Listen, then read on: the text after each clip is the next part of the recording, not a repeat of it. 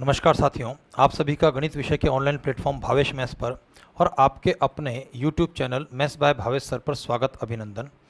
हम लोग आज की इस क्लास में बात कर रहे हैं, शुरुआत कर रहे हैं टॉपिक सदिश के बारे में। ठीक है ना। तो जो हमारा जो टॉपिक रहेगा वह है सदिश यानी वेक्टर।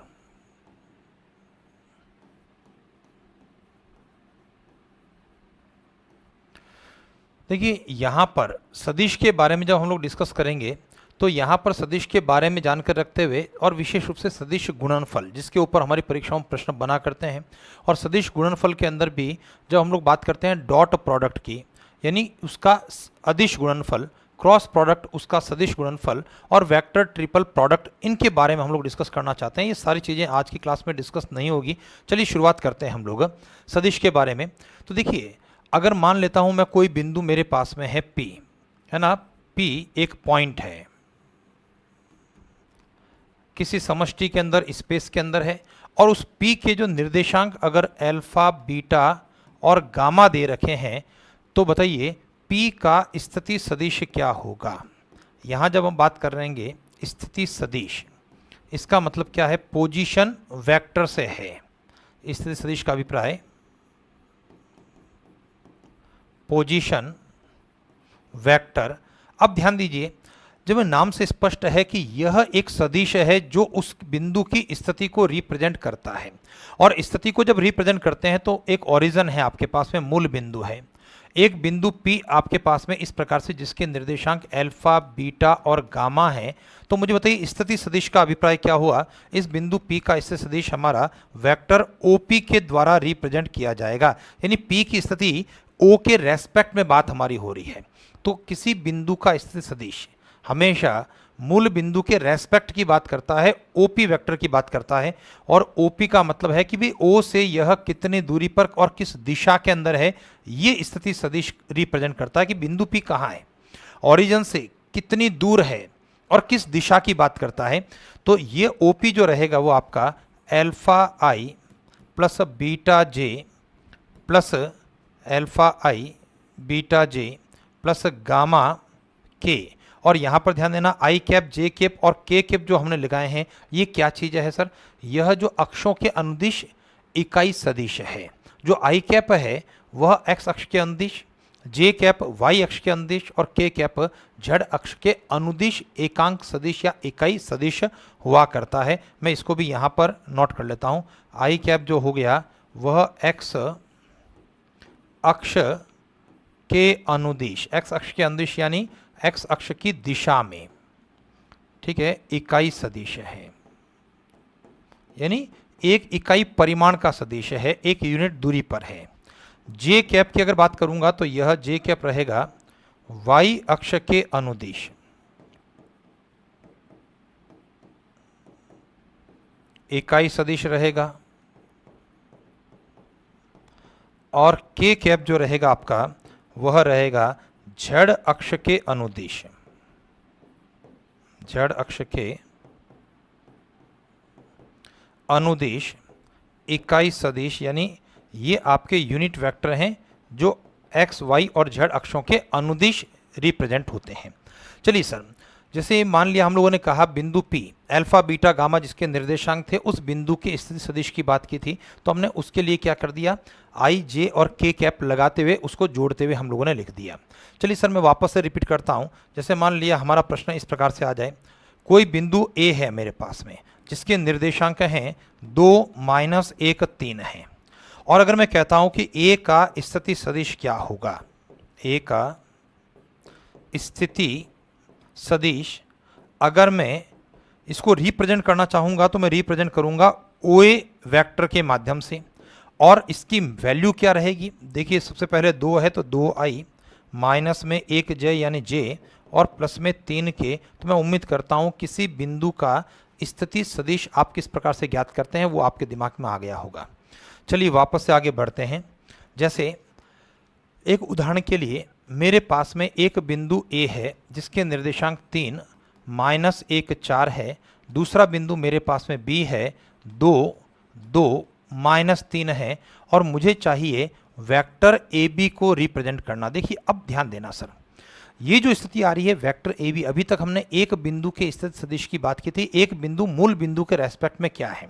लेकिन जब वेक्टर ए बी की बात करूंगा तो ए क्या है, ए का पोजीशन वेक्टर क्या है, बी का पोजीशन वेक्टर क्या है, और उनके बीच की हम स्थिति की बात करेंगे। तो वेक्टर ए बी का मतलब क्या हो गया सर, इसका मतलब हो गया पोजीशन वेक्टर ऑफ बी। देखिए जो पीछे है उसको पहले लिखा गया है, position vector of B minus position vector of A के माध्यम से हम इसको ज्ञात करने वाले हैं।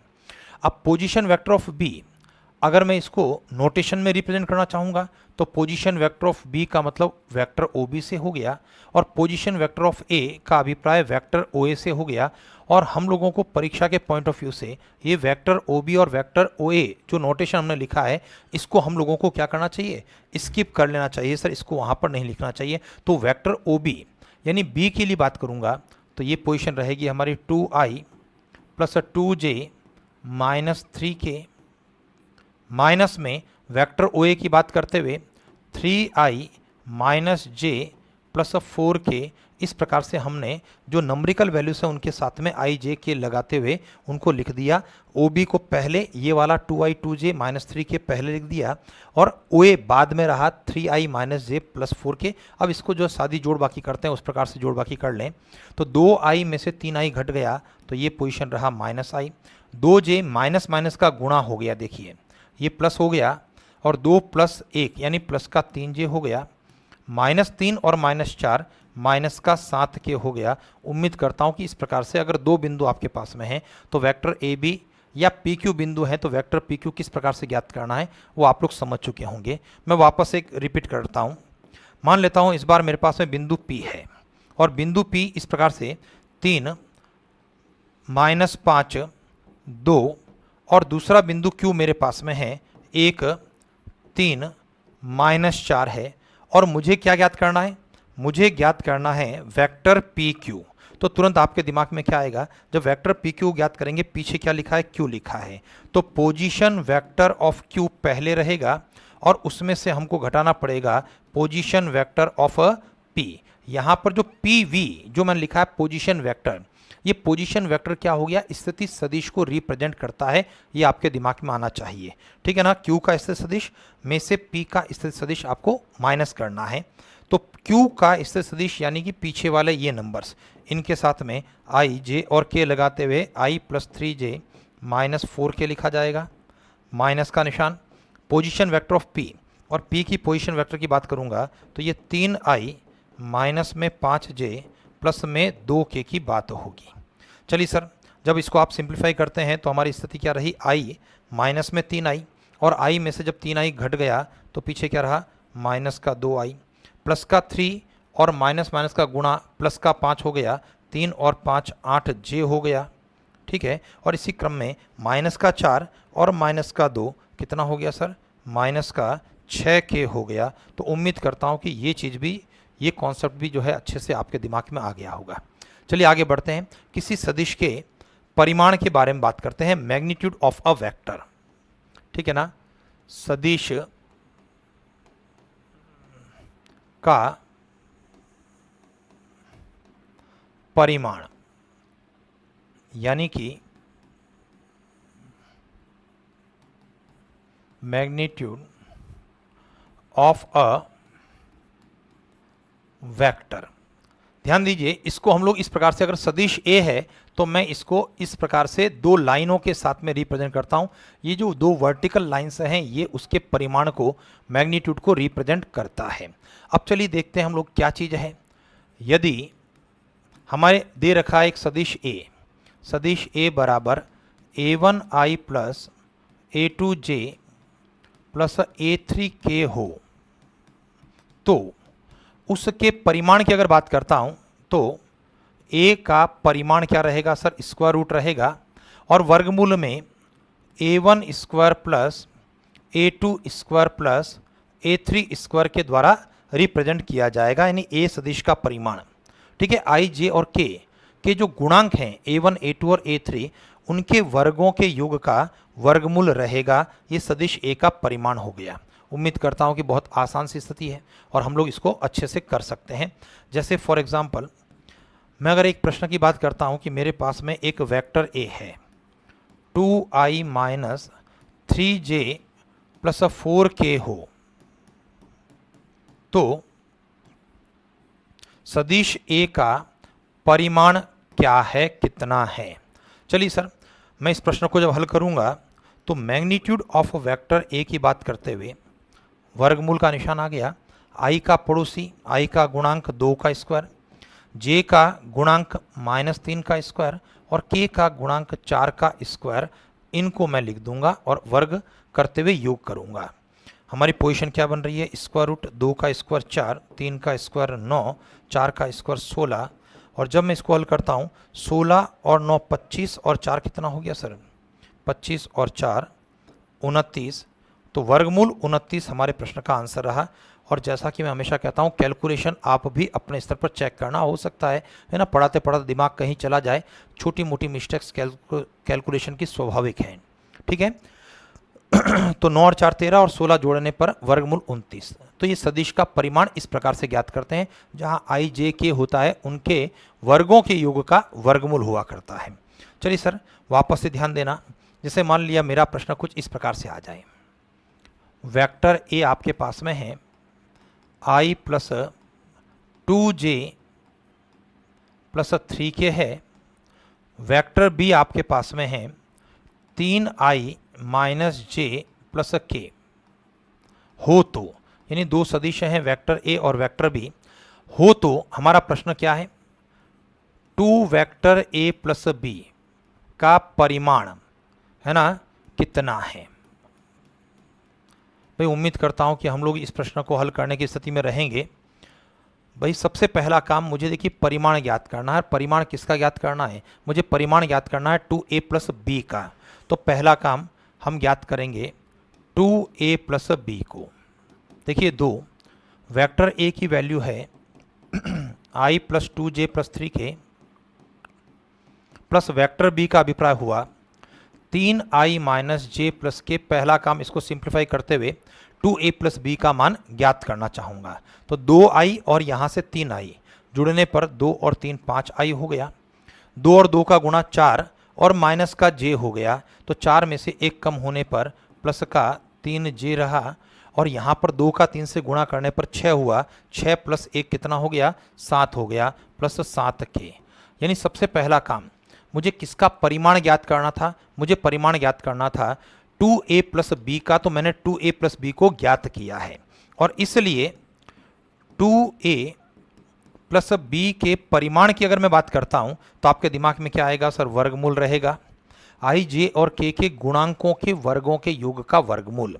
तो i का गुणांक 5, 5 का स्क्वायर, प्लस j का गुणांक 3, 3 का स्क्वायर, और k का गुणांक 7, तो यहाँ पर रहा 7 का स्क्वायर। चलिए कैलकुलेशन हम लोग कर लें, 5 का स्क्वायर 25, 3 का स्क्वायर 9, 7 का स्क्वायर 49, जोड़ने पर 9 9 18, 9 और 9 18, 18 और 5 हो गया 23, हासिल 2 और 2 4 और 4 8, वर्गमूल 83। ये फाइनली हमारे प्रश्न का उत्तर हो गया। तो परिमाण इस प्रकार से हम लोग ज्ञात करते हैं कि भाई जो भी वेक्टर हैं उनके i j और k के गुणांकों के वर्गों के योग का वर्गमूल करते हुए हम परिमाण को ज्ञात करते हैं। चलिए वापस से रिपीट कर रहा हूँ एक प्रश्न के माध्यम से। जैसे मान लीजिए इस बार मेरे पास में 3 वेक्टर हैं। वेक्टर A है 2i plus j plus 3k, vector B हमारे पास में है i minus 2j plus 7k है, और इसी क्रम के अंदर वेक्टर C के बारे में बात करता हूँ, minus 3i plus 3j minus k है। तो मुझे किसका मान ज्ञात करना है, मुझे ज्ञात करना है vector A plus B minus vector C का परिमाण कितना है। अब देखिए भाई एक तो प्रश्न क्या होता है, सीधा होता है कि वेक्टर A आपको देते हुए उस वेक्टर के परिमाण की बात कर लूं, और एक 2-3 वेक्टर आपके पास में हैं, उन वेक्टरों को आपस में जोड़ा जाए, उनको आपस में घटाया जाए, और उसके बाद उसके परिमाण को हम ज्ञात करें। तो देखिए हमारी पोजीशन क्या बनने वाली सर, उसको ध्यान दीजिए। हमारी पोजीशन सबसे पहले मुझे vector A plus B minus vector C को ज्ञात करना है। देखिए वेक्टर A का अभिप्राय 2i plus j plus 3k, ये आपका वेक्टर A हो गया, प्लस वेक्टर B का अभिप्राय i minus 2j plus 7k हो गया। माइनस का निशान लेते हुए वेक्टर c आपकी वैल्यू आपके पास में है माइनस में 3i प्लस में 3j माइनस में k। चलिए इसको पहला काम सिंप्लीफाई करते हुए इसका परिमाण की बात करते हैं, इसका मान कितना है। चलिए रिजल्टेंट देखें, 2i में एक i जोड़ा तो 2 और 1 3 हो गया, माइनस माइनस का गुणा, ये प्लस का 3 हो गया, ध्यान देना। तो 3 और 3 कितना हो गया सर, i के रूप में 6i हो गया। j की बात करें तो देखिए j में से 2j चला गया, माइनस का 1 हुआ, और यहाँ पर माइनस का 3, माइनस 1 माइनस 3 माइनस का 4j हो गया। और k की बात करते हुए 3, 3 में 7 जोड़ने पर 10, 10 में 1 और जुड़ गया क्योंकि बाहर माइनस अंदर माइनस है, गुणा होने पर प्लस हो गया, 10 और 1 कितना हो गया, प्लस का 11k। तो ये हो गया sir a plus B plus C का मान हो गया। तो इसलिए इसके परिमाण की बात करते हैं, a प्लस बी माइनस सी के मैग्नीट्यूड की बात करते हुए स्क्वायर रूट रहा यहाँ पर 6 का स्क्वायर, j के लिए माइनस 4 का स्क्वायर और k के लिए 11 का स्क्वायर। जैसे ही आप इसको हल करते हैं तो वर्गमूल 6 का स्क्वायर 36, 4 का स्क्वायर हो गया 16, 11 का स्क्वायर 121, जोड़ने पर 6 6 12 और 1 13 हासिल 1, 3 और 1 4 और 3 7 और 173। तो वर्गमूल 173 इसका परिमाण हो गया। तो मैं उम्मीद करता हूं कि आपके दिमाग में चीज़ आ गई। भाई हमने अभी तक 3 चीज़ें पढ़ी कि पहली चीज़ पोजीशन वेक्टर है क्या, यानी किसी बिंदु का स्थित सदिश उस बिंदु की मूल बिंदु के सापेक्ष स्थिति बताता है, यानी कि मूल बिंदु के रेस्पेक्ट में वह बिंदु कितनी दूरी पर है, किस दिशा के अंदर है। ठीक है, ये हमने डिस्कस किया। अगर मान लिया 2 अलग अलग बिंदु हैं आपके पास में वेक्टर ए वेक्टर बी के रूप में, और मुझे ए बी वेक्टर को चाहिए, तो हम लोग जो है उसको भी ज्ञात कर सकते हैं। ठीक है ना।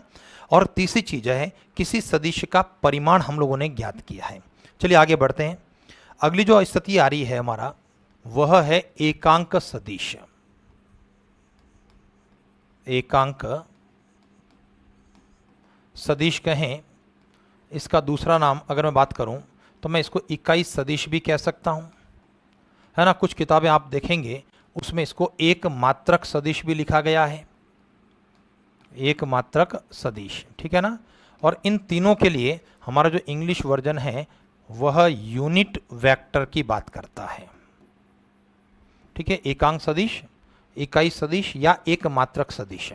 ठीक है ना, क्योंकि एक मात्रक का मतलब है एक मात्रा, और एक मात्रा का मतलब है एक इकाई दूरी की बात करता है। तो ये एकांक सदिश है, उसकी परिमाण की बात है। ठीक है ना। तो एक मात्रक सदिश यूनिट वेक्टर। अब ध्यान दीजिए, वेक्टर ए का एकांक यानी यूनिट वेक्टर एकांक सदिश जो दिया जाएगा वह ए कैप से रिप्रेजेंट होता है, और ए कैप को निकालने के लिए vector A upon magnitude of that vector हुआ करता है। हम इसके माध्यम से एकांक सदिश की बात करते हैं, यानी जिस सदिश का एकांक सदिश ज्ञात करना है वह सदिश वेक्टर ए के रूप में ऊपर की ओर रहेगा, और उसका जो परिमाण जो अभी हम लोगों ने मैग्नीट्यूड निकाला है, ठीक है, उसके मैग्नीट्यूड का भाग देने पर हम उसका एकांक सदिश को प्राप्त करते हैं। जैसे फॉर एग्जाम्पल सीधा प्रश्न की बात करता हूं, वेक्टर ए मेरे पास में है i plus 2j minus 3k हो, तो डायरेक्ट प्रश्न है ए कैप कितना है, यानी सदिश ए की दिशा में इकाई सदिश। ए कैप का अभिप्राय क्या हुआ, ए कैप का अभिप्राय हुआ सदिश ए की दिशा में इकाई सदिश से है। ठीक है जी, ये ए कैप का अभिप्राय बनता है। तो चलिए सर, मैं यहाँ पर इस प्रश्न को हल करने के लिए देखिए सबसे पहले मेरे पास में वेक्टर ए तो है, ठीक है, i plus 2j minus 3k। हम यहाँ से वेक्टर ए के परिमाण की बात करना चाहते हैं, मैग्नीट्यूड की बात करना चाहते हैं। तो i का गुणांक 1 का वर्ग है, j का गुणांक 2 का वर्ग है, और k का गुणांक -3 का वर्ग है। अब मैं इसको सीधा लिखना चाहता हूँ, तो ये हो गया आपका 9 और 4 13 और 1 14, तो ये वर्गमूल में 14 हो गया। उम्मीद करता हूँ दिमाग में आपका आ गया। अब मुझे चाहिए ए कैप, यानी ए के अनुदिश इकाई सदिश की बात कर रहे हैं, ए की दिशा में इकाई सदिश। तो वेक्टर ए कैप का मतलब क्या हो गया, vector A upon magnitude of vector A. तो वेक्टर ए कितना है सर? वेक्टर ए है आपका i प्लस 2j माइनस 3 के इस प्रकार से लेते हुए अपॉन में ए के परिमाण की बात करूंगा, उसका भाग, और ए का परिमाण हमने निकाल दिया √14। तो ये हमारे प्रश्न का क्या हो गया सर? आंसर हो गया। तो एकांक सदिश, इकाई सदिश को इस प्रकार से ज्ञात करते हैं, यानी कि एकांक सदिश का अभिप्राय उस दिशा के अंदर इकाई सदिश से है, और इकाई सदिश जब कह दिया इसका मतलब उसका परिमाण एक इकाई के बराबर है, मैग्नीट्यूड, ठीक है ना। चलिए आगे बढ़ते हुए, जैसे मान लिया मेरा प्रश्न कुछ इस प्रकार से आ जाए, वेक्टर ए है हमारे पास में i प्लस 3j माइनस 2 के, वेक्टर बी के बारे में बात कर रहा हूं, vector B 3i plus j minus 4 के। अगर ऐसा है तो हमारा प्रश्न है 2 vector A plus vector B की दिशा में एकांक सदिश, यानी एक मात्रक सदिश, इकाई सदिश, एकांक सदिश कितना है या एकांक सदिश क्या है। देखिए की दिशा में, ध्यान देना यहां पर जो लैंग्वेज आ रही है 2a प्लस बी की दिशा में, या 2a प्लस बी के अनुदिश, यहां पर जो की दिशा है उसके लिए हम vector a 2a plus B के अनुदिश एकांक सदिश ये शब्द भी प्रयोग लिया जा सकता था, ठीक है। तो सबसे पहला काम क्या करना है, किसकी दिशा है? 2a प्लस बी की दिशा है ना, उसके अनुदिश हम बात करेंगे। तो मैं इस प्रश्न को हल करने के लिए सबसे पहले मैं 2a प्लस बी को ज्ञात करना चाहूँगा। तो 2a का अभिप्राय हुआ i प्लस 3j माइनस 2 के, प्लस बी के लिए 3i प्लस j माइनस 4 के।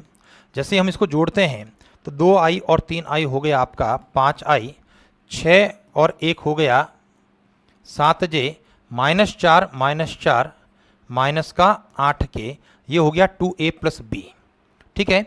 अब मुझे इसकी दिशा के अंदर जब एकांक सदिश की बात करनी है तो मुझे इसका परिमाण ज्ञात करना है, ठीक है। तो इसके परिमाण की बात करूंगा, magnitude of 2a plus B की बात करते हैं, ठीक है ना। और जब इसके परिमाण की बात करेंगे तो आपके दिमाग में तुरंत आएगा वर्गमूल का निशान है, i का गुणांक 5 है उसका स्क्वायर, j का गुणांक 7 है उसका स्क्वायर, और k का गुणांक -8 है उसका स्क्वायर। जैसे इसको हल करेंगे तो देखिए हमारी पोजीशन 5 का स्क्वायर 25 है, 7 का स्क्वायर 49 है, -8 का स्क्वायर 64 के बराबर है। सॉल्व करते हुए 9 और 4 13, 13 और 5 हो गया 18, है ना। कैलकुलेशन आप भी अपने स्तर पर करना है। 13 और 5 18, हासिल 1 7 और 4 11, 11 और 2 कितना हुआ 13, ठीक है। तो ये उसका परिमाण आ गया। अब मुझे चाहिए, हमारे प्रश्न के आंसर की बात करूंगा, मुझे चाहिए सर 2a प्लस बी की दिशा में, 2a प्लस बी की दिशा में एकांक सदिश को ज्ञात करना है। तो आपके दिमाग में क्या आएगा कि सदिश ऊपर रहेगा, 2a प्लस बी सदिश ऊपर रहा, और इस सदिश का परिमाण नीचे रहेगा 2a प्लस बी, ये एकांक सदिश को रिप्रेजेंट करेगा उस दिशा के अंदर। भाई vector a upon mod of a की बात होती है, तो वेक्टर a का अभिप्राय यहां पर 2a प्लस बी से रहा, और उसके परिमाण का मुझे यहां पर भाग देना है। तो चलिए 2a प्लस बी का मान कितना आया, 2a प्लस बी का अभिप्राय हुआ 5i प्लस 7j माइनस 8 के, अपॉन में उसका परिमाण वर्गमूल 138। ये हमारे प्रश्न का आंसर हो गया। उम्मीद करता हूं कि चीज़ दिमाग में आई होगी। मैं इसी प्रकार का एक दो और प्रश्नों को रिपीट करता हूं, एकांक सदिश किसी पर्टिकुलर डायरेक्शन की बात करते हुए। जैसे मान लिया हमारा प्रश्न इस प्रकार से आ गया, वेक्टर ए है 3i प्लस j माइनस के, वेक्टर बी हमारे प्रश्न में है 2i प्लस 3j प्लस के। हो तो देखिए प्रश्न में थोड़ा सा स्लाइटली हम लोग चेंज कर रहेंगे, और हो तो 3a माइनस बी के अनुदिश, के अनुदिश का मतलब है इसकी दिशा में, के अनुदिश 5 मात्रक सदिश, 5 मात्रक सदिश ज्ञात कीजिए। अब देखिए सर, हमारा प्रश्न पिछली बार क्या कह रहा था? हमारा प्रश्न कह रहा था कि एकांक सदिश को ज्ञात करना, और एकांक सदिश का मतलब है एक मात्रक सदिश है। यानी एकांक सदिश का मतलब वह सदिश जिसकी मात्रा एक है, जिसका परिमाण मैग्नीट्यूड एक है। और हम लोग यहां पर बात करेंगे कि 5 मात्रक सदिश की बात करेंगे। तो अब देखिए सर, भाई देखो सीधा सा सरल सी बात करता हूं। भाई हम लोग क्या कहते हैं, एक पेन अगर 10 रुपए का है तो 5 पेन कितने के हैं? तो हम लोग क्या करते हैं, 10 का 5 से गुणा करते हुए 50 रुपए की बात कर लेते हैं। ठीक ठीक वही काम हमको यहां पर करना है। मुझे चाहिए 5 मात्रक सदिश, लेकिन मैं निकालूंगा सबसे पहले एक मात्रक सदिश, है ना। और एक मात्रक सदिश यानी कि एकांक या इकाई सदिश की बात करूंगा। और जब एकांक सदिश निकल जाएगा तो 5 मात्रक सदिश के लिए जो एकांक सदिश होगा, जो इकाई सदिश है, उसका हम 5 से गुणा कर देंगे। तो आपका प्रोसेस लगभग वही है। एकांक सदिश को ज्ञात करने के बाद चूंकि 5 मात्रक सदिश है, इस कारण से मुझे 5 से गुणा करना होगा। चलिए सर देखें, सबसे पहला काम मुझे 3a माइनस बी की बात सबसे पहले करनी है। तो चलिए मैं 3a को सीधा लिख देता हूँ, 3 और 3 का गुणा करते हुए, या चलो लिख देता हूँ मैं 3। a के लिए हो गया हमारा 3i प्लस जे माइनस के माइनस बी का अभिप्राय 2i प्लस 3j प्लस के। चलिए इसको सॉल्व करते हुए, 3 और 3 का गुणा, 9 में से 2 गया 7i, 3 में से 3 गया, जे इस बार चला गया है सर। के की बात करें तो माइनस का 3 माइनस का 1 माइनस का 4 के, ये हो गया sir 3a minus vector B का मान हो गया। ठीक है, चलिए अब मैं बात करूंगा इसके परिमाण की। ठीक है, 3a माइनस बी का परिमाण निकालते हैं। और परिमाण जब निकलेगा तो रूट में i का गुणांक 7 का स्क्वायर, j का गुणांक नहीं है 0 का स्क्वायर, और k का गुणांक -4 का स्क्वायर। आप देख पा रहे हैं हमारा ये परिणाम कितना बनेगा, 7 का स्क्वायर 49 हो गया, और 4 का स्क्वायर 16 हो गया। 49 में जब 16 जोड़ा जाएगा तो कितना बनेगा सर, 65 बनेगा। ठीक है, ये देख लीजिए, 49 और 16, 9 और 6 15 हासिल 1, 4 और 1 5 और 1 6, वर्गमूल 65 के बराबर होगा। हाँ, अगर इसका वर्गमूल निकलता है या इसका कुछ एक आंशिक रूप से वर्गमूल निकलता है तो उसको करना। जैसे मैं बात कर रहा हूँ आंशिक रूप से वर्गमूल का अभिप्राय क्या, लाइक एज वर्गमूल में 27 हो गया, जिसको हम लोग क्या कर सकते हैं, 9 गुणा 3 तोड़ते हुए 3 वर्गमूल 3 करते हैं। तो आंशिक रूप से आप किसी पर्टिकुलर नंबर का आप वर्गमूल निकाल पा रहे हैं, तो अगर वो निकलता है तो उसको निकालना चाहिए हमें। ठीक है, चलिए अब मैं बात करूंगा 3a माइनस बी के अनुदिश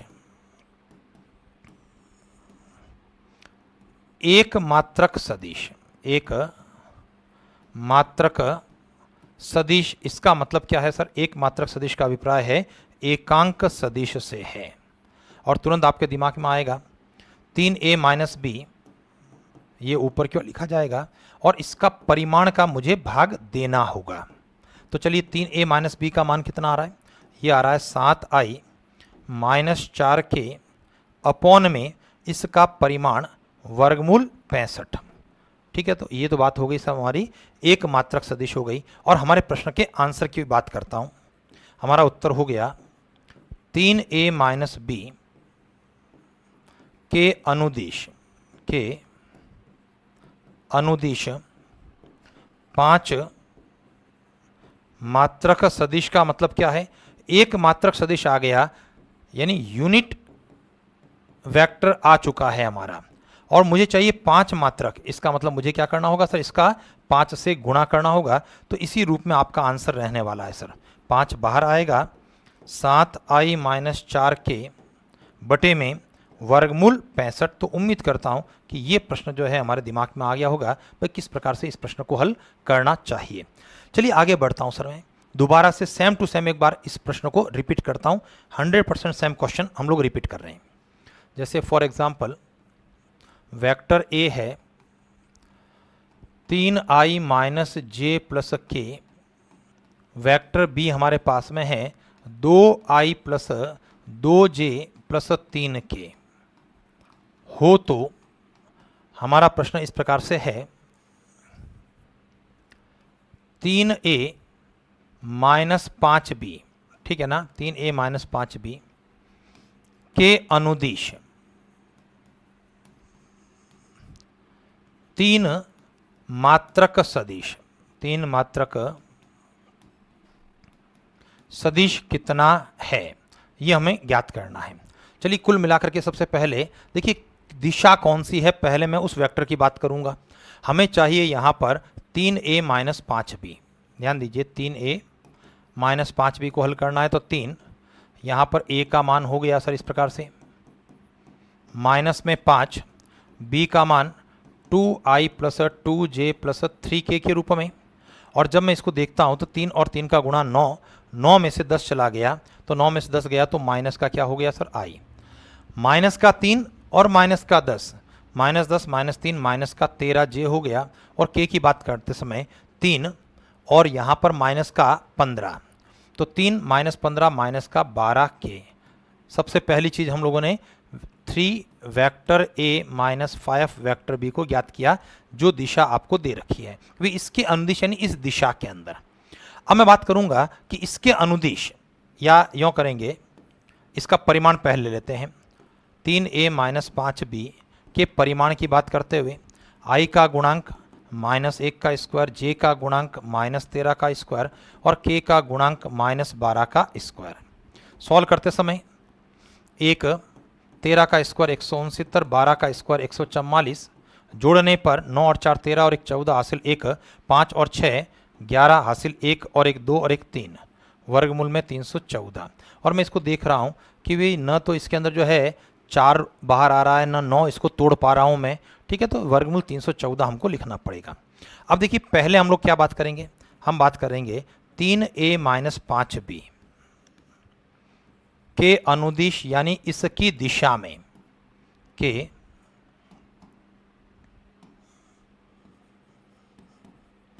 अनुदिश एक मात्रक सदिश, और एक मात्रक सदिश का मतलब किससे हुआ सर, इकाई सदिश से होता है। और ये जो पोजीशन रहेगी 3a माइनस 5b बटे में उसके परिमाण की बात 3a माइनस 5b। चलिए सर मैं इसकी बात कर रहा हूँ 3a माइनस 5b, और 3 पद हैं और तीनों ही हमारे पास में कैसे हैं, नेगेटिव टर्म्स हैं। तो मैं इनमें से क्या कर लूँ, माइनस को बाहर कॉमन निकालते हुए i plus 13j plus 12k मैं इसको लिख देता हूँ, ठीक है, और उसका परिमाण वर्गमूल में 314। तो ये तो हुआ जो दिशा आपको दे रखी थी, है ना, 3a माइनस 5b, उस दिशा के अनुदिश एक मात्रक सदिश हम लोगों ने निकाल दिया। और अपने प्रश्न का आंसर करना चाहता हूं मैं, 3a माइनस 5b के अनुदिश यानी इसके दिशा के अंदर के अनुदिश 3 मात्रक सदिश, 3 मात्रक सदिश को ज्ञात करना है। तो इसका मतलब क्या हुआ सर, जो एक मात्रक सदिश आ चुका है, माइनस कॉमन लेते हुए i plus 13j plus 12k upon में रूट में 314, और इसको किससे गुणा करूंगा मैं, 3 मात्रक सदिश के लिए मुझे 3 से गुणा करना होगा। और इसी रूप में हमारे प्रश्न का आंसर होगा -3 बाहर होते हुए i plus 13j plus 12k upon में वर्गमूल 314, ये हमारे प्रश्न का आंसर हो गया। तो मैं उम्मीद करता हूँ कि चीज़ आपके दिमाग में आई होगी। यानी बेसिकली हम लोगों ने बात की है, भाई देखो अगर कुल मिलाकर मोटे तौर पर बात करूँ तो अभी तक हम लोगों ने क्या डिस्कस किया है, भाई कोई भी सदिश अगर है तो उसका इकाई सदिश कैसे ज्ञात करना है, नंबर 1 समझ रहे हैं। और भाई इकाई सदिश क्या होगा, a cap is equal to vector a upon a का परिमाण, और a का परिमाण कैसे निकालना है उसको भी हम लोग डिस्कस कर चुके थे। चलिए आगे बढ़ते हैं हम लोग। अब हम बात करते हैं त्रिभुज नियम के बारे में, है ना। सदिश त्रिभुज नियम की बात करेंगे। अब देखिए सदिश त्रिभुज नियम का मतलब क्या होता है, यह होता है कि अगर त्रिभुज है आपके पास में, ध्यान दीजिए ये इस प्रकार से a, b और c, ठीक है, कोई 3 सदिश त्रिभुज की भुजाओं के अनुदिश अगर क्रमवार क्रियाशील हैं, ध्यान दीजिए अगर मैं कहता हूं एक वेक्टर ये इस प्रकार से है हमारा, दूसरा यह है, तीसरा यह है, ठीक है, अगर मैं इसको वेक्टर a कहूं, यहां पर वेक्टर b कहूं और ये वेक्टर c की बात करूं, तो हमारा त्रिभुज नियम क्या कहता है, vector a plus b plus c बराबर 0।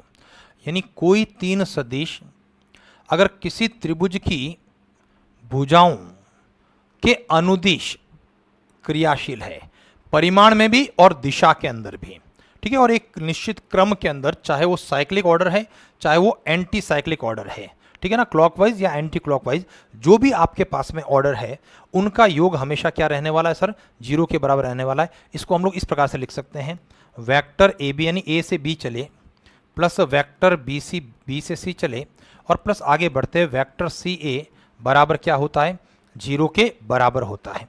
ठीक है, तो ये आपका जो है सदिश त्रिभुज नियम कहलाता है।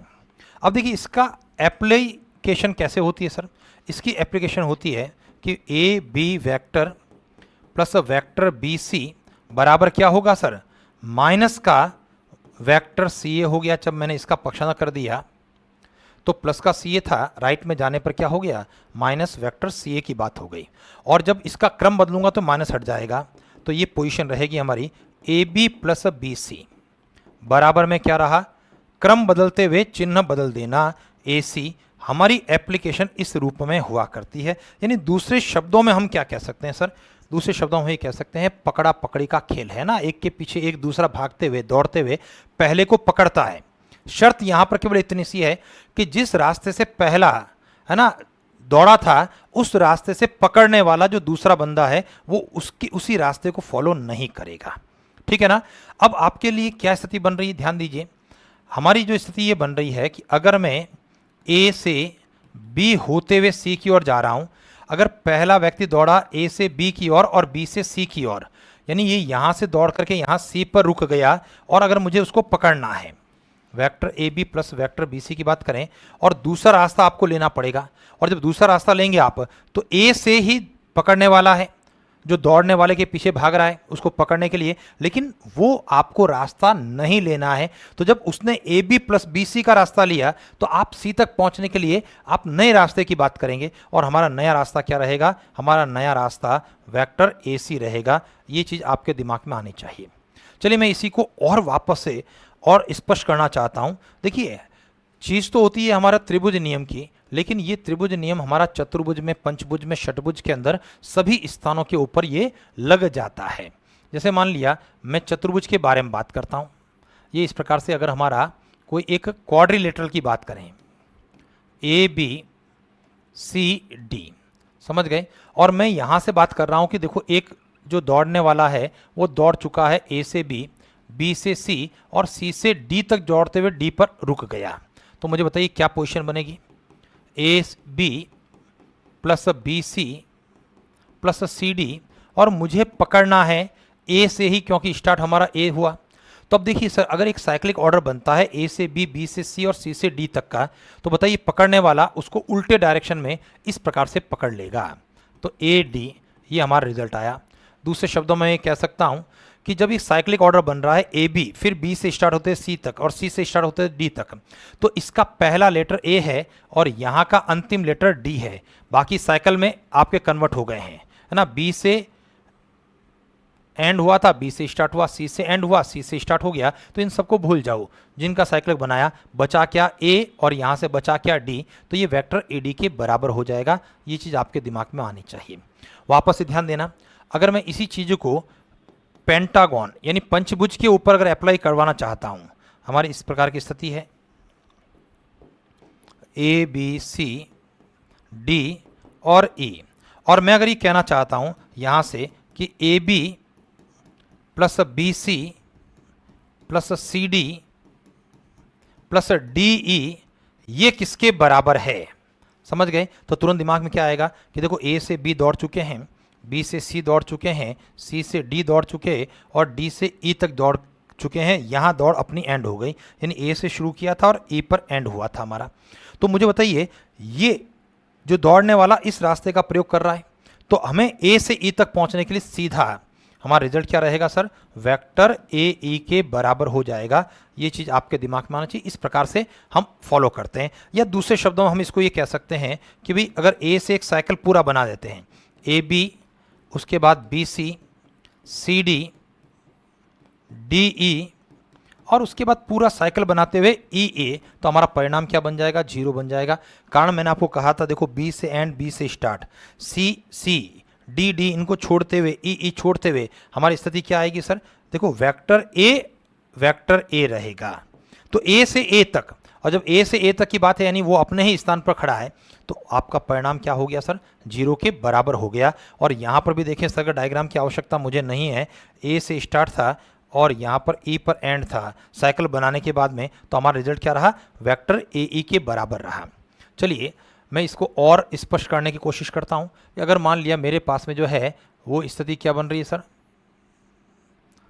हेक्सागोन की बात करते हैं, षटभुज के बारे में बात करते हैं ना, इस प्रकार की।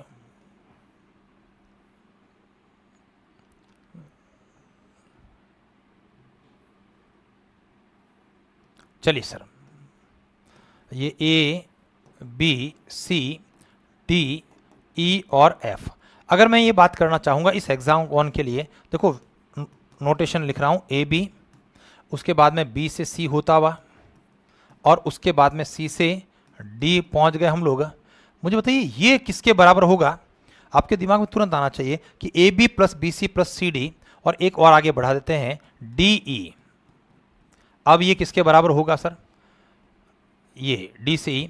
अब मुझे बताओ ये इस रास्ते से गया, अब दूसरा रास्ता क्या हो गया, दूसरा रास्ता ये हो गया हमारा ए ई, सॉरी ए एफ है, ए एफ प्लस एफ ई, ये हो सकता है सर। आप देखें भाई, ए से दौड़ने वाला बी डायरेक्शन में सिर्फ सी डी और ई तक जाकर के रुक गया। अब आपको ए से ही पकड़ना है, तो ए से पकड़ने के लिए आप कहाँ जाने वाले हैं, ए से पकड़ने के लिए ए एफ प्लस एफ ई की दिशा के अंदर जाने वाले हैं, तो ए एफ प्लस एफ ई हो जाएगा। या मैं इसको दूसरे शब्दों के अंदर ये भी लिख सकता हूँ, A B plus B C plus C D plus D E का मान क्या है भाई, ए से दौड़ना शुरू किया, साइकिल बनाया और ई पर जाकर रुक गया, तो ए से दौड़ना शुरू किया और ई पर जाकर रुक गया, तो मैं इसको ए ई भी कह सकता हूं। ये भी आपके दिमाग में आना चाहिए। यानी कि हम लोगों ने क्या किया, एक नई डायरेक्शन ए से होते हुए इस डायरेक्शन में जाते हुए उसको पकड़ लिया डी पर। तो ये आपका त्रिभुज नियम है और इसको हमको अप्लाई करना है। देखिए मैं एक आध प्रश्न के साथ में इसको स्पष्ट करना चाहता हूं भाई कैसे हमारा प्रश्न बन सकता है। जैसे मान लिया हमारा प्रश्न एक पंचभुज के लिए बात करवा देता हूं, ठीक है ना। ए बी सी डी ई एक पंचभुज है, पंचभुज समझते हैं ना, पेंटागन की बात हो रही है। चलिए मैं उस डायग्राम को भी बना लेता हूं। यहाँ पर ये इस प्रकार से हमारा पेंटागन है, ए बी सी डी और ई पंचभुज है। अब मैं यहाँ पर कुछ नोटेशन की बात करता हूँ और मेरा प्रश्न इस प्रकार की बात कर रहा है, A B plus B C plus C D plus A D plus A E plus E D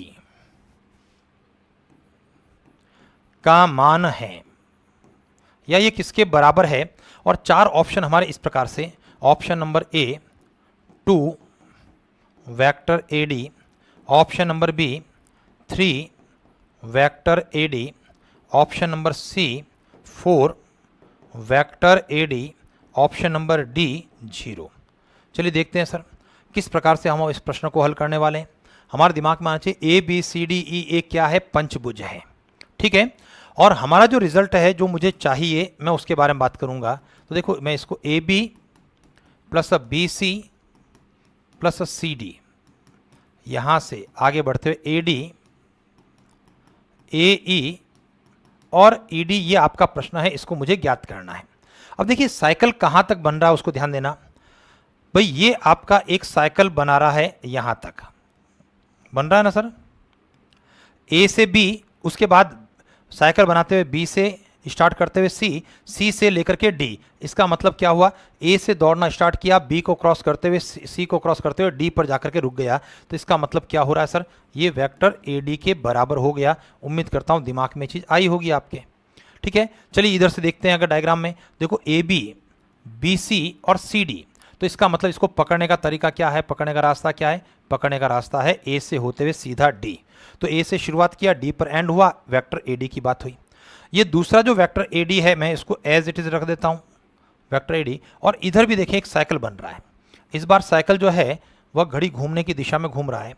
A से ई तक पहुंचे वेक्टर ए ई की डायरेक्शन में, और वापस ई से शुरू करते हुए हम लोग पहुंच गए डी की डायरेक्शन में। तो देखो ए से ई होते हुए डी, यानी ए से स्टार्ट किया और कहाँ रुके, डी पर रुके। तो इसको भी हम लोग क्या लिख सकते हैं, वेक्टर ए डी कह सकते हैं। वापस से ध्यान देना, ए से ई होता हुआ ई से डी रुक गया जाकर के, और पकड़ने वाला दूसरे रास्ते से पकड़ना चाहता है। तो ए से ई और ई से डी में दूसरा रास्ता क्या हो गया, हमारा ए डी का रास्ता हो गया। तो चलिए आपका रिजल्ट क्या रहा, हमारा परिणाम रहा 3 वेक्टर ए डी। ये आपके प्रश्न का आंसर रहा। बहुत प्यारा सा प्रश्न है, ऑप्शन नंबर बी हमारे प्रश्न का उत्तर हो गया। चलिए और आगे की तरफ बढ़ता हूं मैं। एक प्रश्न जो है हम लोग षड्भुज के लिए बात कर लेते हैं, ठीक है ना। जैसे मान लिया हमारा प्रश्न इस प्रकार से है, एक हेक्सागोन हम बना रहे हैं,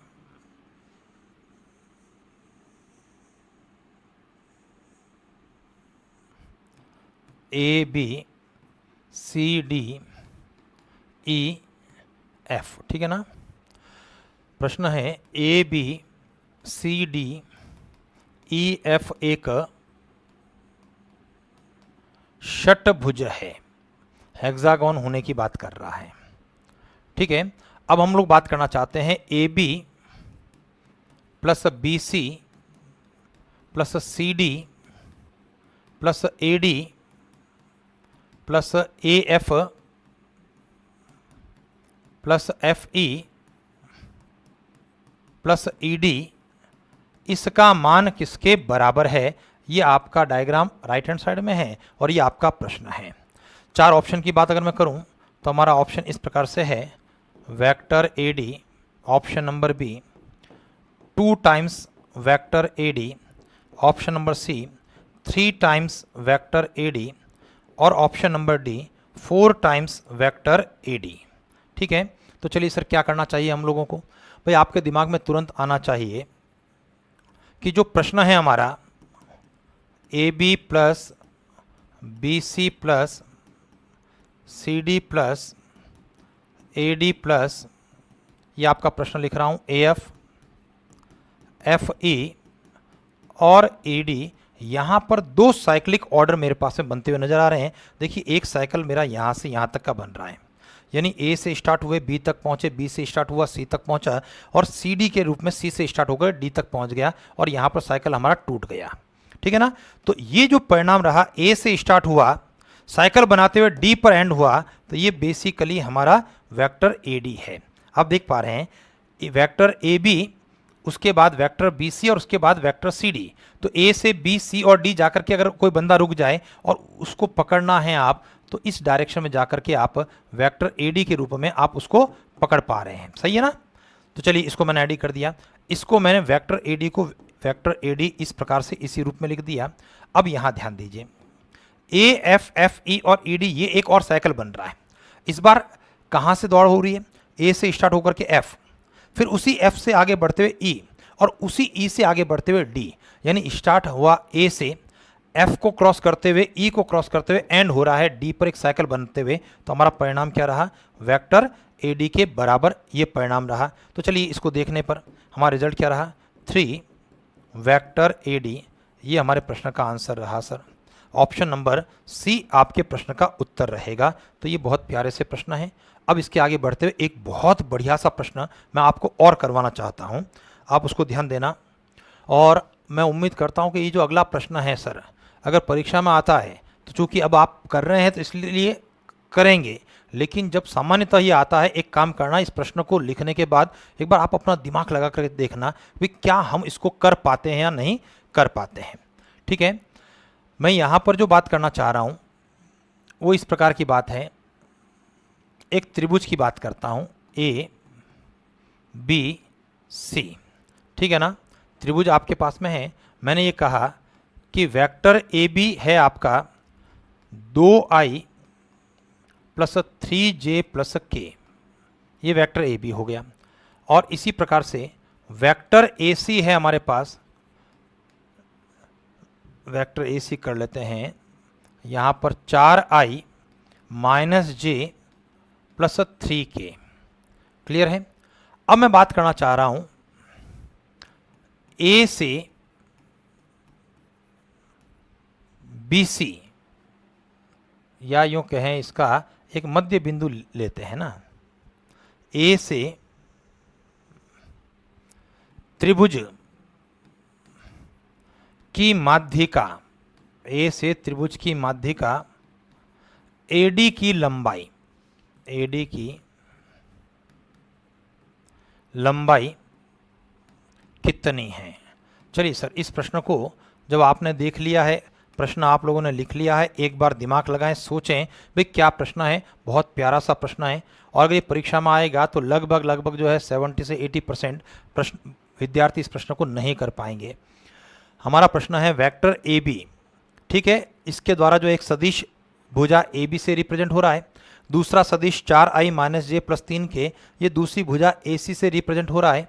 और हमारा प्रश्न कह रहा है ए से त्रिभुज की माध्यिका एडी की लंबाई कितनी है। और जब माध्यिका शब्द है, माध्यिका का मतलब क्या हो गया सर, ये शब्द है माध्यिका यानी मीडियन शब्द की बात करता है, माध्यिका median. Find the length of median A D. अब आपके दिमाग में सबसे पहले एडी की लंबाई की बात पूछी जा रही है, और माध्यिका मीडियन त्रिभुज के शीर्ष से सामने वाली भुजा के मध्य बिंदु को मिलाने वाला रेखाखंड हुआ करता है सर। तो आप सबसे पहले क्या ज्ञात करने वाले हैं, एडी को ज्ञात करने वाले हैं, और जब एडी ज्ञात होगा तो उस माध्यिका एडी की लंबाई आप ज्ञात कर पाएंगे। तो चलिए सर देखते हैं हमारी पोजीशन क्या बन रही है। ध्यान दीजिए, जब मैं इस प्रश्न की बात करना चाहूँगा तो आपके दिमाग में देखिए दो अलग अलग प्रकार के त्रिभुज नजर आ रहे हैं। त्रिभुज ए बी डी ये आपको नजर आ रहा है ना सर।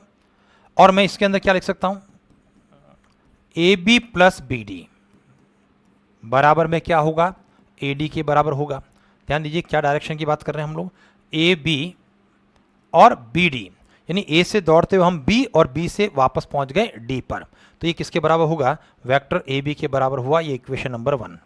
अब दूसरा जो त्रिभुज राइट हैंड साइड में आपको नजर आ रहा है, त्रिभुज ए डी सी में, और जब ए डी सी त्रिभुज की बात करेंगे तो देखिए ए सी प्लस सी डी बराबर भी क्या होगा, वेक्टर ए डी होगा। ये दिमाग में आया, यानी इस बार हम लोग कहाँ से दौड़ रहे हैं, ए से सी होते हुए और सी से डी की ओर पहुंच गए। तो हमारा परिणाम क्या रहा सर, वापस से वही वेक्टर ए डी के बराबर हुआ। इन दोनों को आप जोड़ देते हैं, जोड़ने पर, और जैसे ही आप जोड़ेंगे तो हमारी स्थिति क्या रहेगी sir, A B plus B D plus A C plus C D बराबर 2 ए डी रहा। अब ध्यान दीजिए मैं इसके बारे में बात कर रहा हूं, बी डी और सी डी के बारे में बात कर रहा हूं। अब आप ध्यान दें, बी डी और सी डी, देखो माध्यिका है, माध्यिका होने का मतलब डी जो है आपका क्या हो गया सर, डी आपका मध्य बिंदु हो गया। और जब मध्य बिंदु हो गया तो बी से डी की दूरी और डी से सी की दूरियां तो बराबर हो गई, और चूंकि दिशाएं उल्टी है ना भाई, बी डी और सी डी यानी अपोजिट डायरेक्शन के अंदर है, तो इनका रिजल्टेंट क्या हो गया, 0 हो गया। या दूसरे शब्दों में हम ये कह सकते हैं कि A B plus B D को बी डी रहने दें आप, प्लस ए सी रहने दें, और सी डी को माइनस बी डी कर दें। क्योंकि ध्यान दीजिए सी डी के अंदर वेक्टर है सर, तो सी डी का परिमाण बी डी का परिमाण है, लेकिन चूंकि दिशा उल्टी है तो इसलिए हम लोग सी डी को क्या कह सकते हैं सर, माइनस का बी डी कह सकते हैं सर। क्योंकि देखिए परिमाण में बराबर हैं और दिशाएं भी अगर बराबर होती तो हम इक्वल कह देते, लेकिन परिमाण तो बराबर है लेकिन दिशाएं अलग होने के कारण वह माइनस का बी डी हो गया। तो यहां से प्लस का बी डी और माइनस का बी डी कट गया सर, और हमारी स्थिति क्या बन रही है, 2 ए डी बराबर ए बी प्लस ए सी बन गया। तो इसका मतलब ए डी क्या हो गया सर, ए डी हो गया 1/2 ए बी प्लस ए सी हो गया। मैं उम्मीद करता हूं कि भी दिमाग में ये चीज आ गई होगी। अगर ये चीज आएगी दिमाग में तभी हम लोग आगे बढ़ पाएंगे, हम AD को ज्ञात कर पाएंगे। और AD चूंकि माध्यिका है और मुझे उस माध्यिका की लंबाई चाहिए, यानी उसका परिमाण चाहिए, और परिमाण हम लोग ज्ञात कर चुके हैं और आसानी से ज्ञात कर लेंगे। तो चलिए मैं यहां से AD की बात करूंगा। तो AD बराबर 1/2, इधर AB का मान 2i plus 3j plus k, AC का मान 4i minus J plus 3k। Clear हो गया सर? अब जब मैं इसको हल करता हूं तो 1/2 6i plus 2j plus 4k बराबर 2 का भाग देते हुए 3i plus j plus 2k, ये क्या हो गया सर? ये वेक्टर AD हो गया। अब मुझे चाहिए माध्यिका की लंबाई, है ना? माध्यिका AD की लंबाई यानी कि AD का परिमाण है बेसिकली। और जब मैं इसके परिमाण की बात करूंगा सीधा लिखते हुए 3 का स्क्वायर 9, 1 का स्क्वायर 1, 2 का स्क्वायर 4, और ये आपका परिमाण क्या हो गया सर? उसकी लंबाई वर्गमूल 14 हो गई। तो उम्मीद करता हूँ बहुत प्यारा सा प्रश्न है। इस प्रश्न को मैं रिपीट करूंगा, एक बार दोबारा से आप समझने का प्रयास करें कि जो माध्यिका AD है वह AB और AC के योग की आधी है। समझ गया ना? और ये क्यों है उसको मैंने यहां पर त्रिभुज नियम से बहुत स्पष्ट रूप से आपको समझा दिया कि AB प्लस BD AD के बराबर होगा। राइट हैंड साइड से जाते समय AC प्लस CD ये आपका AD के बराबर होगा। जब जोड़ेंगे तो CD और BD, ठीक है ना, चूंकि विपरीत दिशाएं हैं, एक C से D की ओर जा रहा है और एक B से D की ओर आ रहा है, विपरीत दिशाएं हैं लेकिन परिमाण बराबर हैं, तो ये आपस में अपने आप का जो एडजस्ट कर लेंगे, इनका रिजल्टेंट 0 हो जाएगा। या मैंने यहाँ पर CD को माइनस की डायरेक्शन में माइनस लेते हुए BD लिख दिया, कट गया, और यहाँ से AD जो होगा 1/2 AB प्लस AC के बराबर हो गया। तो जब आपने पहले तो AD निकाल दिया और फिर AD माध्यिका की लंबाई मुझे चाहिए, लंबाई का मतलब उसका परिमाण है, उसका मैग्नीट्यूड है, हम लोगों ने आसानी से ज्ञात कर लिया। चलिए मैं एक प्रश्न को और रिपीट करना चाहता हूँ आपके साथ में, ठीक है? जैसे मान लिया हमारा प्रश्न इस प्रकार से है, एक त्रिभुज ABC के शीर्ष, एक त्रिभुज ABC के शीर्ष A 1 -3 4, दूसरा शीर्ष B 2 1 1, तीसरा शीर्ष C 3 -1 -4 है, तो त्रिभुज की माध्यिका, मीडियन की बात कर रहा हूं मैं, त्रिभुज की माध्यिका AD की लंबाई, त्रिभुज की माध्यिका AD की लंबाई कितनी है? भाई आपके दिमाग में आ रहा होगा ये प्रश्न थोड़ा सा रिजेंबल सा लगता है हमको, ऐसा लगता है कि ये प्रश्न कहीं पढ़ा पढ़ा सा है। नो डाउट सर, जब आप 2D कोऑर्डिनेट ज्योमेट्री आप पढ़ते हैं तो वहाँ पर 2D कोऑर्डिनेट ज्योमेट्री के अंदर ये स्थिति वहाँ पर होती है, ठीक है, लेकिन वहाँ पर 2 ही कोऑर्डिनेट होते हैं और वहाँ दूरी सूत्र की बात करते हुए हम लोग प्रश्न को हल कर सकते हैं। 3D कोऑर्डिनेट ज्योमेट्री के अंदर भी आप इस प्रकार का प्रश्न देखते हैं, उसको भी हल कर सकते हैं। फिलहाल मैं इस प्रश्न को वेक्टर के माध्यम से बात करना चाहता हूँ। देखिए सर, हमारा जो प्रश्न है वो त्रिभुज ABC के 3 शीर्षों की बात कर रहा है। त्रिभुज का शीर्ष A 1 -3 4 उसके कोऑर्डिनेट, दूसरा शीर्ष हमारा त्रिभुज का B 2 1 1, और त्रिभुज का तीसरा शीर्ष C जिसके कोऑर्डिनेट हमारे क्या रहे 3 -1 -4। और हमें चाहिए माध्यिका AD की लंबाई, तो तुरंत दिमाग में आएगा ये D जो है आपका मध्य बिंदु होगा यहाँ पर, ठीक है ना? तो चलिए अब आपके दिमाग में सबसे पहला काम क्या करना चाहिए? मुझे वेक्टर AB को कैलकुलेट करना चाहिए, क्योंकि अभी जो पिछला प्रश्न था, है ना, उसी को रिपीट कर रहा हूं लेकिन थोड़ी सी नई लैंग्वेज को लेते हुए बात कर रहा हूं। भाई AD किसके बराबर होगा? 1/2 AB प्लस AC के बराबर होगा। तो अब AB कितना है, AC कितना है, मुझे उसको ज्ञात करना पड़ेगा।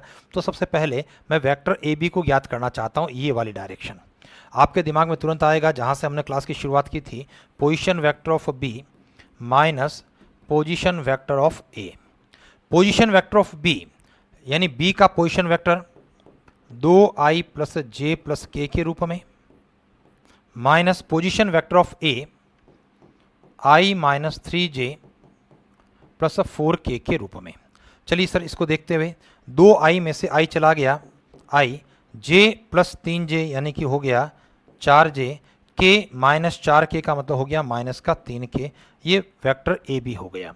चलिए इसी प्रकार से मैं बात करना चाहता हूँ वेक्टर ए सी को ज्ञात करना चाहेंगे और आपके दिमाग में आएगा position vector of C minus position vector of A, यानी सी के स्थिति सदिश में से हम ए का स्थिति सदिश यहाँ पर घटाना चाहते हैं। तो सी का पोजीशन वेक्टर देखिए हमारी पोजीशन क्या बनेगी 3i माइनस जे माइनस 4k, सी का पोजीशन वेक्टर, और ए का पोजीशन वेक्टर यहाँ पोजीशन रही i minus 3j plus 4k।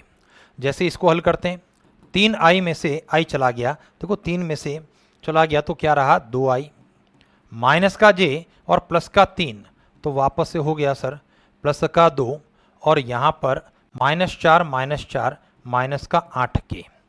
तो सबसे पहला काम, चूंकि यहाँ पर बिंदु थे और उन बिंदुओं के आधार पर हमने vector A B vector A C निकाला जो पिछले प्रश्न में डायरेक्ट था। अब मैं यहाँ पर स्टार मार्क करते हुए सीधे परिणाम को लिखना चाहूँगा। AD किसके बराबर होता है वेक्टर AD, भाई जिस माध्यिका AD की लंबाई चाहिए ये 1/2 vector AB plus vector AC हुआ करता है। ठीक है, ये अभी हम लोगों ने डिस्कस किया था, एक बार नहीं हो तो वापस से उस चीज़ को आप देख लेना तो पता लग जाएगा। AD जो रहा वह 1/2 AB प्लस AC। ठीक है, तो ये चीज़ सीधी सीधी हम लोगों को याद रखनी होगी। ठीक है जी, चलिए अब मैं यहाँ से AD का मान निकाल देता हूँ। AD is equal to 1/2 AB, ये रहा AB हमारे पास में i plus 4j minus 3k, और AC का मान 2i plus 2j minus 8k के रूप में। उम्मीद करता हूँ दिमाग में चीज़ आ गई होगी। कैलकुलेशन एक बार जरूर देख लेना सर, 2 में से 1 गया 1, यहाँ पर 4 और माइनस का 3 बिल्कुल ठीक है, और इधर से 2 प्लस का 2 और माइनस का 8। सॉल्व करते हुए i और 2 कितना हो गया सर, ये हो गया 2 और 1 3, तो 3/2 i रहा। j की बात करने पर 4 और 2 6 में 2 का भाग गया, तो ये रहा 3j, और जब k की बात करेंगे तो माइनस का 11 हो रहा है, माइनस का 11/2k। अब मैं बात करूंगा माध्यिका AD की लंबाई, माध्यिका AD की लंबाई, और ये होता है AD का मैग्नीट्यूड होता है। चलिए सर देखते हैं हमारी पोजीशन क्या रही। AD का मैग्नीट्यूड यानी रूट में i का गुणांक 3/2, उसका वर्ग सीधा लिख देता हूँ 9/4, j का गुणांक 3 का वर्ग 9, k का गुणांक -11/2 का स्क्वायर 121/4। जैसे इसको हल करेंगे तो ये पोजीशन हमारी 4 लसप के रूप में आ गई है। वर्गमूल यहाँ पर 9 होगा, 9 और 4 का गुणा 36 होगा, और 121। फाइनल आंसर की बात करें 9 और 6 15 और 1 16, हासिल 1, 3 और 3 6, 166 वर्गमूल में रहा, ये अपॉन में कितना रहा, अलग से 2 हो गया। ये हमारे प्रश्न का फाइनल आंसर हो गया। तो माध्यिका की लंबाई बहुत प्यारा सा प्रश्न है, ये चीज़ आपके दिमाग में आ जानी चाहिए। ठीक है, चलिए इसी प्रकार से वेक्टर के अंदर आप 2D और 3D कोऑर्डिनेट ज्योमेट्री के कुछ फॉर्मूले आप देखते हैं जब इस वेक्टर को पढ़ा करते, तो मैं उन फॉर्मूलों की बात भी आपके साथ एक बार कर लेता हूं। जैसे वेक्टर ए और वेक्टर बी हमारे पास में है ना, वेक्टर ए और वेक्टर बी किन्हीं दो बिंदुओं के, किन्हीं दो बिंदुओं के स्थिति सदिश हैं, तो इनका मध्य बिंदु क्या होगा, मिड पॉइंट। तो इनका मध्य बिंदु होगा vector A plus vector B upon 2। ध्यान दीजिए, ज्योमेट्रिकली बात अगर आपसे करूं तो हमने कहा कोई दो बिंदु हमारे पास में है जिसके पोजीशन वेक्टर्स वेक्टर ए और वेक्टर बी की बात कर रहा है, और मुझे इसका मिड पॉइंट चाहिए, यानी मध्य बिंदु का इससे सदिश। तो क्या करने वाले हैं सर, ए और बी को जोड़ते हुए ए प्लस बी बटा 2 ये आपका रिजल्ट हो जाएगा, ठीक है ना। इसी प्रकार से अगर मैं बात करता हूं विभाजन सूत्र के बारे में, विभाजन सूत्र सेक्शन फॉर्मूले की अगर बात करता हूं तो देखिए विभाजन का मतलब क्या हुआ सर, आपके पास में दो बिंदु हैं, ठीक है ना, इनके पोजीशन वेक्टर वेक्टर ए और वेक्टर बी, ये दो बिंदु हैं। मान लेते हैं बिंदु ए और बिंदु बी, और पोजीशन वेक्टर वेक्टर ए और वेक्टर बी के द्वारा रिप्रेजेंट हो रहा है। मुझे चाहिए यहां पर कोई बिंदु आर के निर्देशांक जो कि इनको m और n के अनुपात में विभाजित करता है। और विभाजन दो प्रकार का होगा, अंतः विभाजन और बाह्य विभाजन, ठीक है। तो पहली स्थिति अंतः विभाजन होने पर, इंटरनल डिवीजन, अंतः विभाजन होने पर r को जब ज्ञात करेंगे तो देखिए क्रॉस के अंदर m का b से गुणा हो गया, m multiply by vector b plus n multiply by vector a upon m plus n, m n के अनुपात में ध्यान दीजिए, इसको क्रॉस मल्टीप्लिकेशन करने की बात कर रहा हूं। m का गुणा वेक्टर b से हो रहा है और n का गुणा वेक्टर a से हो रहा है, दोनों को जोड़ते हुए, और m प्लस n का भाग देना है अगर ये अंतः विभाजन है तो। और इसमें दूसरी स्थिति अगर बाह्य विभाजन है, बाह्य विभाजन होने पर r क्या रहेगा सर हमारा, तो यहां पर जो साइन होगा बीच के अंदर जो प्लस है उसके स्थान पर माइनस हो जाएगा, बाकी वही है m का वज्र गुणा वेक्टर b से minus n vector a upon में m माइनस n, ये विभाजन की बात हमारी हो जाएगी। और इसी प्रकार से अगर मैं किसी त्रिभुज के लिए केंद्रक की बात करता हूं, केंद्रक यानी सेंट्रॉइड, केंद्रक सेंट्रॉइड की अगर बात करें, जैसे मान लिया हमारे पास में त्रिभुज है और त्रिभुज के तीन शीर्ष, ए के लिए पोजीशन वेक्टर ए है, दूसरा शीर्ष बी के लिए पोजीशन वेक्टर बी है और तीसरा शीर्ष सी के लिए पोजीशन वेक्टर हमारा सी है, ठीक है। तो बताइए त्रिभुज ए बी सी का केंद्रक क्या हुआ, त्रिभुज ए बी सी का केंद्रक यानी सेंट्रॉइड इन तीनों पोजीशन वेक्टर्स को जोड़ते हुए हमें 3 का भाग देना होगा, ठीक है। तो ये चीज़ आपके दिमाग में आनी चाहिए। इस प्रकार से भाई बेसिकली 2D और 3D कोऑर्डिनेट ज्योमेट्री है, वही आपके फॉर्मूले हैं, लेकिन ये वेक्टर नोटेशन के अंदर है। जैसे मान लिया मेरा प्रश्न कुछ इस प्रकार से आ गया, ठीक है। प्रश्न है एक वृत्त, वृत्त यानी सर्कल के व्यास के सिरों के स्थिति सदिश, सिरों के स्थिति सदिश यानी हमें पोजीशन वेक्टर की बात कर रहा हूं मैं, किसके पोजीशन वेक्टर की बात कर रहे हैं, व्यास के जो सिरे हैं यानी ends of diameter of a circle के स्थिति सदिश क्रमशः 2i minus 3j plus 4k तथा 6i plus j minus 2k है। तो वृत्त का केंद्र, एक काम करते हैं सर, यहां पर चूंकि देखो i j और k है ना, टेक्निकली प्रश्न हो जाएगा सर, कोई दिक्कत नहीं है, लेकिन टेक्निकली जो है हम लोग थोड़ा सा गड़बड़ यूं कर जाएंगे, क्योंकि यहां पर हम लोग, चलो ठीक है ना, 3D के अंदर भी जो है सर्कल की बात हो जाती है तो चलो उसको भी कर सकते हैं, कोई दिक्कत नहीं है। यानी गोले का जो है अनुप्रस्थ काट जो है आपका सर्कल हो जाता है, तो 3D में भी होता है। मैं दिमाग में ये लगा रहा था कि i j और k चूंकि 3 डायरेक्शन हो गई तो सर्कल की बात 3D में भी सर्कल आ जाता है, इसलिए हम लोग टेक्निकल भी सही हैं।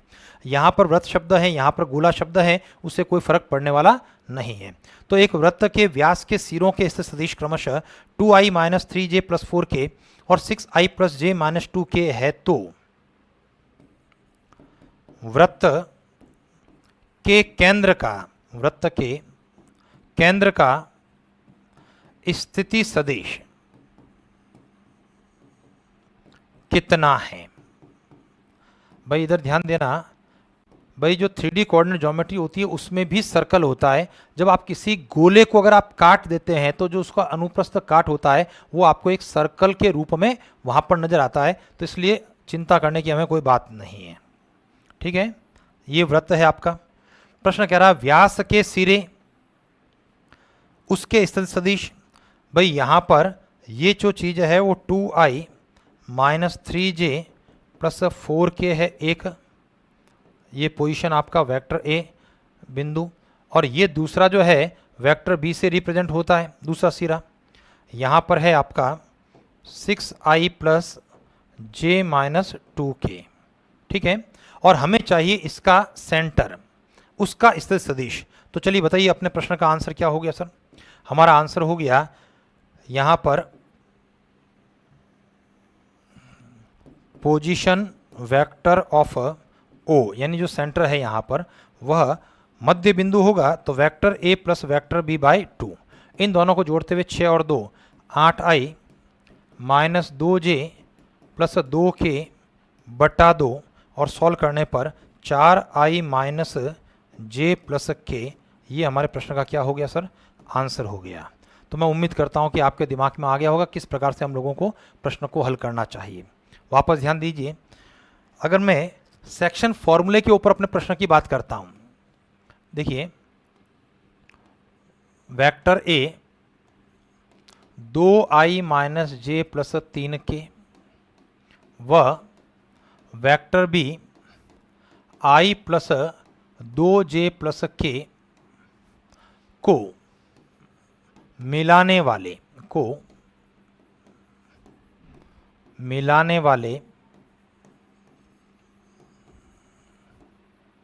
रेखाखंड को 5:3 के अनुपात में 5:3 के अनुपात में बाह्य विभाजित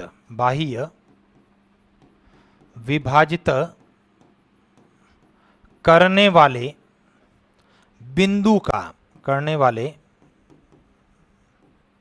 बिंदु का स्थिति सदिश क्या होगा। ध्यान दीजिए सर, हमारा प्रश्न क्या कहना चाह रहा है। भाई दो बिंदु मेरे पास में है, ठीक है। एक बिंदु वेक्टर ए के रूप में 2i minus J plus 3k हो गया,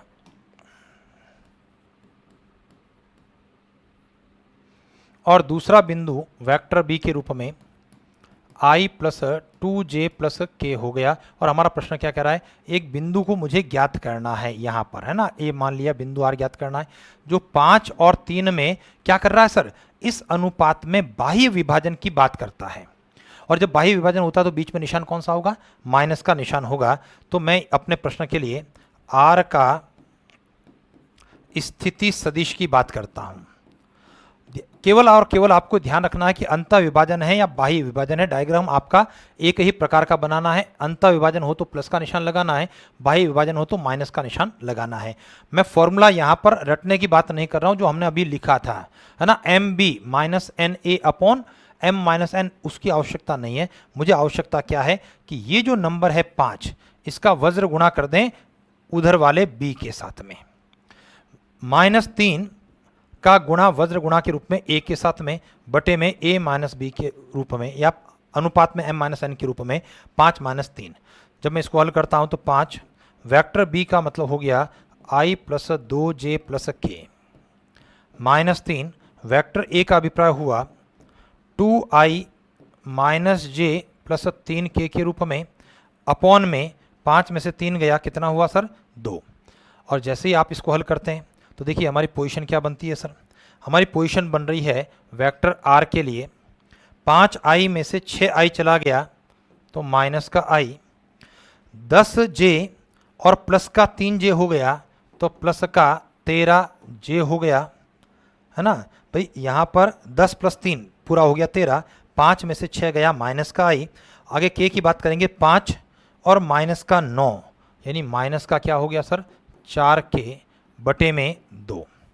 और जब इसको आप सॉल्व करते हैं तो r के पोजीशन वेक्टर क्या हो रहे हैं, -1/2i प्लस 13/2j, कैलकुलेशन जरूर चेक करना, -2k, ये आपके प्रश्न का आंसर है।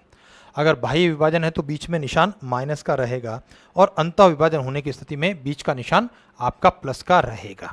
ठीक है ना। चलिए सर, एक छोटी सी बात और डिस्कस कर लेते हैं। जैसे मान लिया हमारे पास में एक वेक्टर ए है। वेक्टर ए क्या है? a1i plus a2j plus a3k, ये आपका वेक्टर है। ठीक है ना। अब इसके अंदर कुछ चीज़ों के बारे में बात कर रहा हूं भाई। सदिश है ना, वेक्टर ए के अदिश घटक क्या रहेंगे? अदिश घटक का मतलब क्या होगा सर? Scalar component. और जब स्केलर कंपोनेंट्स का मतलब क्या होता है अदिश घटक का अभिप्राय, जो आई जे और के होते हैं उनके गुणांक ही आपके अदिश घटक हुआ करते हैं। तो अदिश घटक हमारे रहेंगे a1, a2 और a3, ये हमारे अदिश घटक रहते हैं। वापस से ध्यान देना, मैं बात करूं वेक्टर ए के सदिश घटक क्या रहेंगे? सदिश घटक का अभिप्राय वेक्टर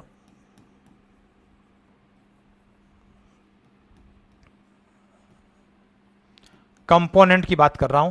तो जब वेक्टर कंपोनेंट की बात करेंगे तो यानी कि इनको अलग अलग लिखना है, लेकिन जो नंबरिकल वैल्यूज है उनके साथ में आई कैप, जे कैप और के कैप भी हमको लिखना होगा। तो इसके सदिश घटक के अंदर पहला घटक होगा a1i, दूसरा घटक हो गया हमारा a2j और तीसरा घटक हमारा हो गया a3k। तो दोनों में अंतर समझ में आ गया होगा।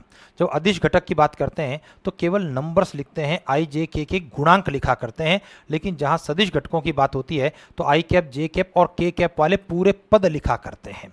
ठीक है। इसी प्रकार से वेक्टर ए के दिक् अनुपात की बात करें, दिक् अनुपात यानी कि ये चीज हो रही है डायरेक्शन रेशियो की। अगर बात करता हूं तो डायरेक्शन रेशियो जो रहेंगे वह अदिश घटक के ही डायरेक्शन रेशियो हुआ करते हैं, यानी a1, a2 और a3 उस सदिश के दिक् अनुपात होते हैं। ठीक है। और अगर मैं बात करता हूं वेक्टर ए की दिक् कोज्याएं, दिक्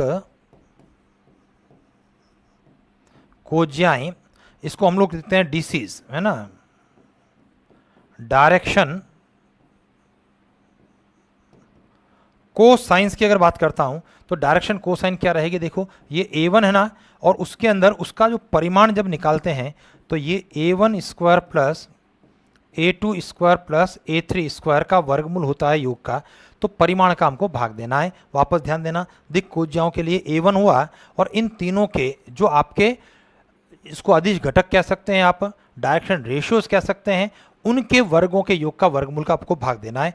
इसी क्रम में यहां पर हो गया सर a2 अपॉन में रूट में a1 square plus a2 square plus a3 square हो गया, और आगे बढ़ते हुए a3 अपॉन में square root of a1 square plus a2 square plus a3 square. तो ये आपके दिक् कोज्याएं हो जाएगी, डायरेक्शन कोसाइंस हो जाएंगे। तो चलिए सर, अब इसके ऊपर जो है हम लोग प्रश्नों की बात कर लेते हैं।